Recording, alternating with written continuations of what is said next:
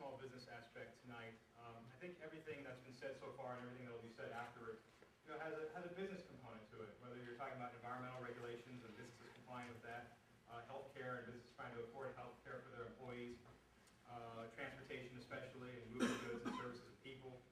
All these have a business component or business access. There's a nexus there. And so last year I was able to stand before folks who attended this reception just up the road here and say there were no tax increases on businesses. We skated through last year. We got bailed out by the feds, however you want to call it. But there were no general tax increases on business. Unfortunately, can't say that this year. I don't want to step on Jason and Paul's toes to talk about the budget. But my point is that businesses saw a very large tax increase this year. And the one I want to point out is the B&O increase on services. So the services already paying a 1.5% B&O tax rate, which is the highest tax rate in the state for a B&O service, or for the B&O category. They're now going to be paying 1.8%. So that's a 20% tax increase on folks like real estate agents and barbers and accountants, lawyers. And my point is that businesses don't pay taxes. People pay taxes. So when you go to your barber, when you go to one of these services or these industries, you're going to be paying more. The consumer will be paying more. And unfortunately, it's not like a sales tax where you see how much you're paying in sales tax. You see a little itemized, sales tax at 9.5% or thereabouts. But the B&O tax doesn't show up. It's not a transparent tax. And really, that's not fair. It's not great tax policy for the state of Washington.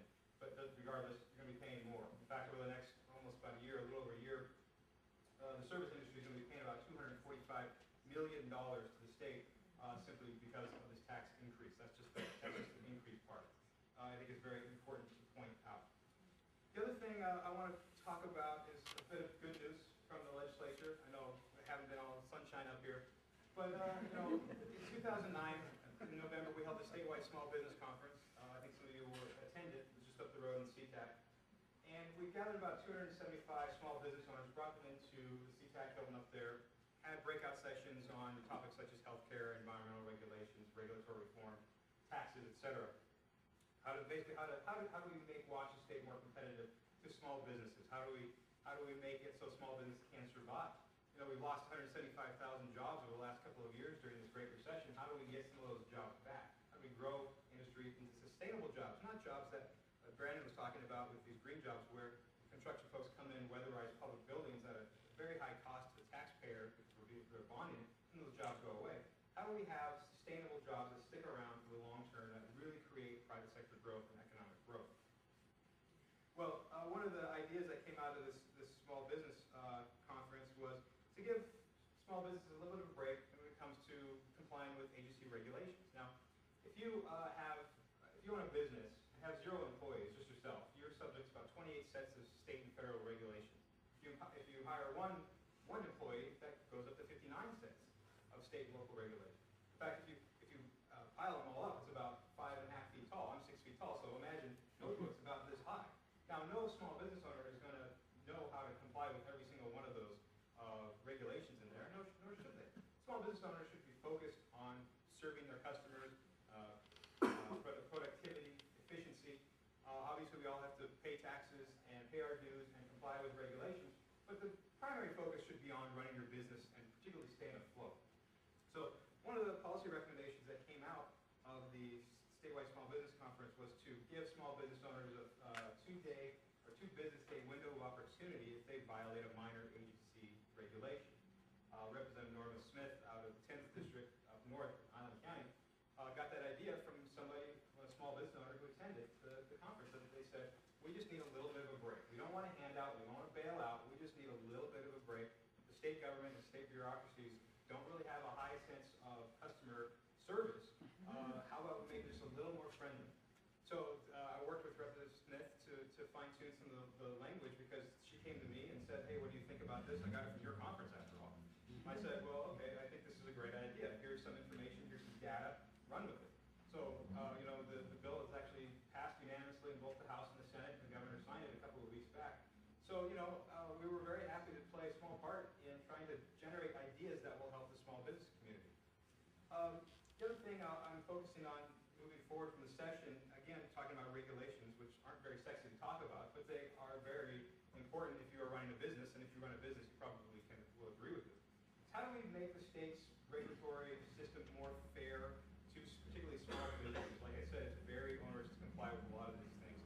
So rather than go through that 5.5-foot stack of regulations and nitpick at X, Y, or Z, let's try to take a step back and look at how can we reform the entire system. So we are putting together a policy brief on strengthening the Regulatory Fairness Act that Washington State has on the books. Right now it's pretty toothless. One of the things that we would advocate for is that every, say, 3 or 5 years or so, any major agency regulation would have to be reviewed and rejustified. So many times regulations just sit on the books and have served their purpose and are no longer needed, but they are still enforceable. And so that means that a small business owner, regardless of the relevancy of the regulation, it could be archaic, is still subject to complying. And if they don't comply, they'll be hammered. So there's issues, it's ideas like that, getting at the root of the problem, the systemic problem of regulatory reform or regulation, and how do we move forward rather than just looking at the end of, regulation, subsection D of code 201 of W. I mean, we go on forever like that. That's not very productive. The other thing I'll mention is, speaking of the Small Business Conference, we put all the recommendations, all the policy recommendations from that conference are compiled in this publication called Lead the Way, Small Business and the Road to Recovery. It's a proven fact that small businesses lead the road to economic recovery. They're the ones that pull us out of economic turbulence, essentially. They're the ones that hire while the big guys are still firing or laying off. So this report contains 24 policy recommendations spread out all over the issues that we're talking about tonight, try to help improve Washington's small business climate. A couple weeks ago, we kicked off we call it a 24 Ways tour. 24 Ways. I think Greg mentioned our Eastern Washington office, our new director over there. He's actually on a lot more pace than hitting 24 chambers of commerce. He's up to about 30, 35 right now. But part of our plan is to get out into the community, talk with the chambers of commerce, whether it's in Madison or Othello or Seattle or Bellevue, it doesn't matter. It's getting this information in folks' hands so that they can make a difference. Talk to their legislators, talk to their city officials, and say, here are some ideas to try to help small businesses out.